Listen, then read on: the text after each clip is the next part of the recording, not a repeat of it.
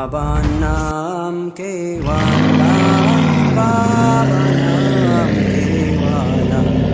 babanam kevalam, babanam kevalam, babanam, babanam kevalam, babanam, babanam kevalam, babanam, babanam kevalam, babanam, babanam kevalam.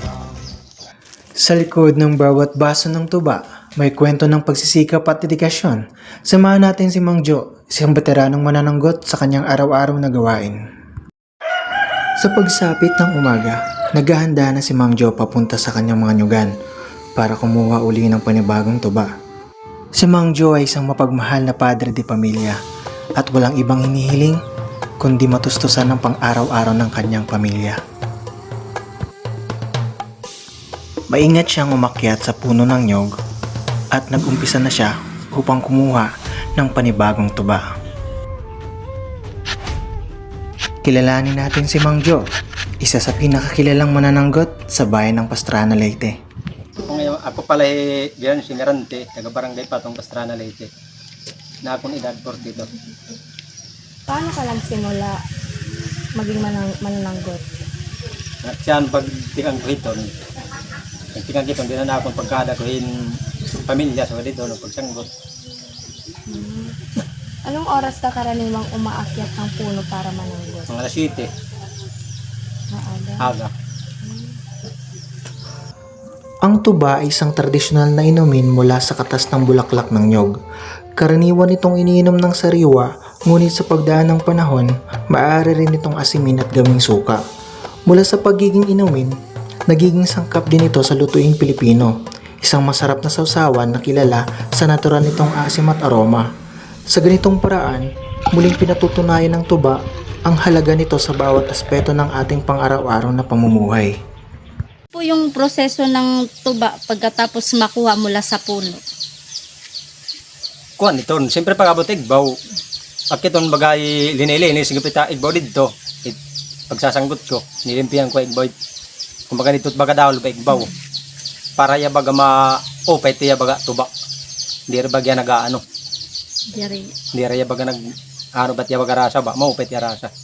Sa pagsasanggot po ng mga tuba, ano po yung mga kagamitan na ginagamit mo para dito? Kuan liton, usa liton, kay barok malito tag ginagamit, amo liton niya barok.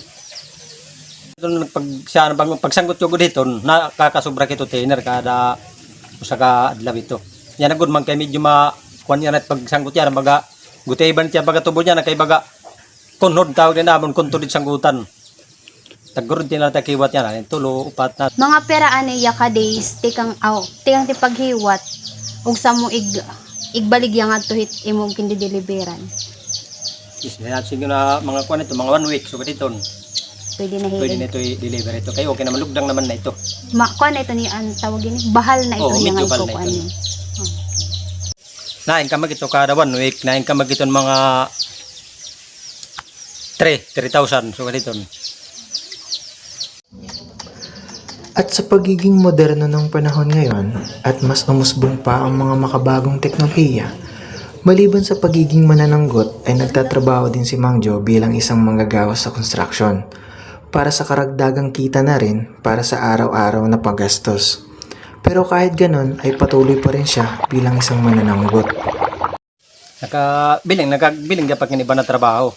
Ay iba man pagsasanggot, kulop man layton. Mga nagbiling kiniba na trabaho. Construction na trabaho. Si Mang Jo ay isa sa buhay na patunay na nagpapatuloy ng isang pamana, ang panananggot ng tuba na minana pa mula sa kanyang mga ninuno. Hanggang sa ngayon, patuloy itong tinatangkilik. Ang tuba, isang inuming mula sa katas ng nyog, ay hindi lamang basta pantawid uhaw.